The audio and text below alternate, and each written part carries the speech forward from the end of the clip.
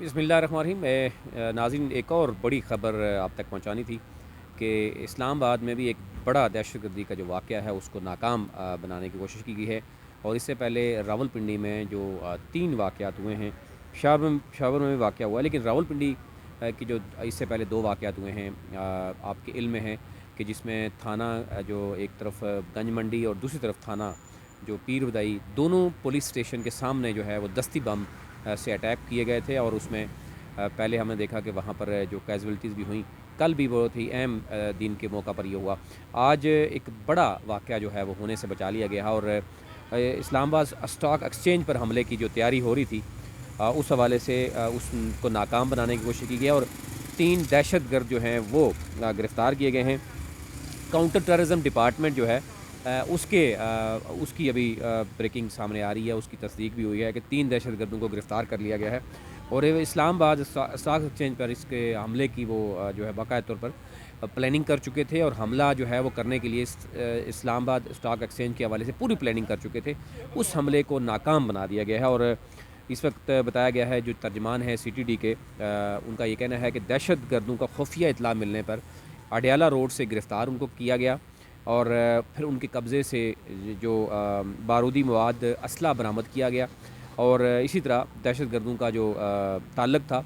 وہ جب معلوم کیا گیا یا ان سے جو ڈیٹا نکالا گیا اس سے معلوم ہوا کہ دہشت گردوں کا تعلق جو ہے وہ کالعدم تنظیم تحریک طالبان پاکستان سے، اور انہیں افغانستان سے باقاعدہ طور پر فنڈنگز اور رہنمائی مل رہی تھی۔ اس تمام تر اس کے شواہد اور ثبوت جو ہے وہ اکٹھے کر لیے گئے ہیں۔ مزید ان کا یہ کہنا تھا کہ جو گرفتار دہشت گردوں نے راول پنڈی میں دہشت گردی کے 4 واقعات میں وہ ملوث رہے ہونے کا اعتراف بھی کر لیا ہے، اور اس کے علاوہ وہ دہشت گردی کا ایک بڑا واقعہ جو ہے وہ کرنا چاہ رہے تھے، اور وہ اسلام آباد میں اسٹاک ایکسچینج پر حملے کا ان کا منصوبہ تھا، جس میں وہ بری طرح سے ناکام ہوئے۔ اب ان کو ظاہر ہے اس میں مزید